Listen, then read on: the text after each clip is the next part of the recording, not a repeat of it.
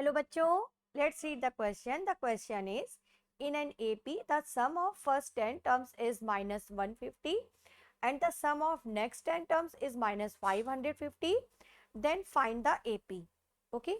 हमें क्या फाइंड करनी है? AP फाइंड करनी है. तो सबसे पहले की कॉन्सेप्ट देख लेते हैं हम क्या यूज करेंगे यहाँ पर.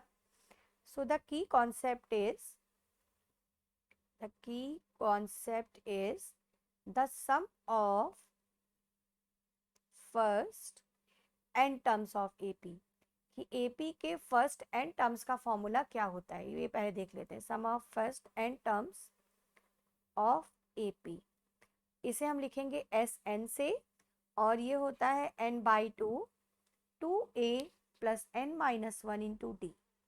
2a plus n minus 1 into D.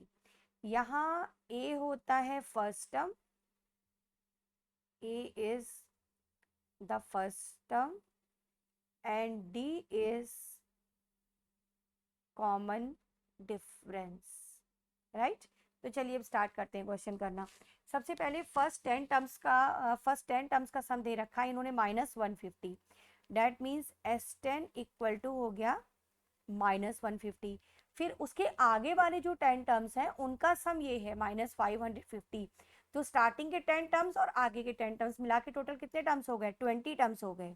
Okay, तो हम ये कह सकते हैं कि सम ऑफ 20 टर्म्स, जो 20 टर्म्स का जो सम होगा वो क्या हो जाएगा?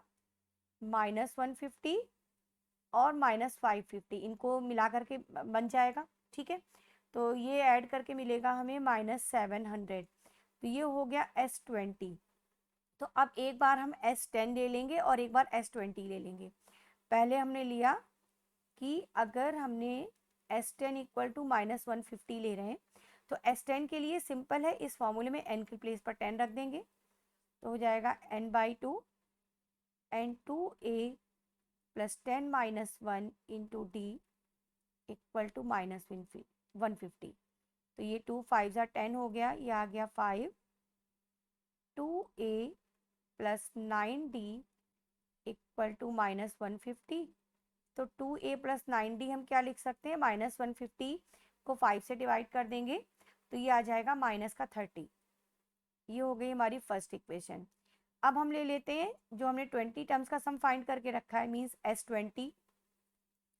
अब हमने ले लिया S20 इक्वल टू माइनस 700. तो ये हो जाएगा 20/2, n के प्लेस पर 20 कर दिया. 2a plus n minus 1 means 20 minus 1 into D equal to minus 700, right. अब हम क्या करेंगे? 2 से इसे कैंसिल कर दिया, ये 10 हो गया. ये ब्रैकेट में आ जाएगा 2a प्लस 19d, और ये 10 माइनस 700 को क्या कर देगा? डिवाइड कर देगा. तो ये इस तरह से आ जाएगा 2a plus 19d equal to minus 700 upon 10. then this is 2a plus 19d equal to minus 70. ये हो गई हमारी सेकेंड इक्वेशन. अब इन दोनों इक्वेशंस को सॉल्व करके हमें a और d की वैल्यूज फाइंड करनी होगी. तो इक्वेशंस को सॉल्व कैसे करेंगे? इनको हम सब्ट्रैक्ट कर देते हैं. ये कर देते हैं इक्वेशन 2 माइनस इक्वेशन 1. तो पहले इक्वेशन 2 ले लेते हैं. 2a plus 19d equal to minus 70. Order से कोई फ़र्क नहीं पड़ता है, ऊपर इक्वेशन 1 भी ले सकते हैं. और ये हो गया 2a plus 9d equal to minus 30. चलिए सब्ट्रैक्शन करते हैं. तो ये मिल जाएगा, माइनस हो जाएगा, ये भी माइनस हो जाएगा और ये प्लस हो जाएगा. सब्ट्रैक्शन में साइन चेंज होते, ठीक है ना. तो 10d इक्वल टू हो गया माइनस 40. तो d हो गया minus 40 upon 10 means d equal to minus 4 आ गया. अब d की ये वैल्यू हम रख देते हैं इक्वेशन नंबर 1 में. Okay, put d equal to minus 4 in equation 1. तो ये हो जाएगा 2a plus 9 into minus 4 equal to minus 30 means it will be 2a minus 36 2a minus 36 equal to minus 30, तो 2a आ जाएगा 36 minus 30 means 2a equal to 6, then a equal to 3।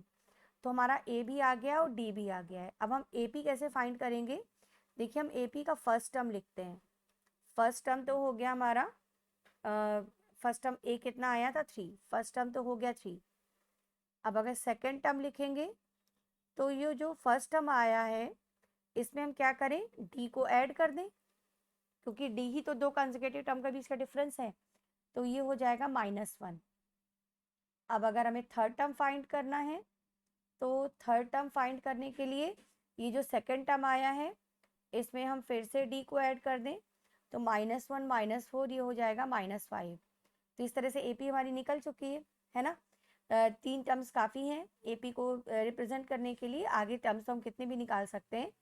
So AP हमारी हो जाएगी 3 -1 -5 एंड सो ऑन। ठीक है, ये हमारा फाइनल आंसर हो गया। Hope you understood it well. Best of luck. Thank you.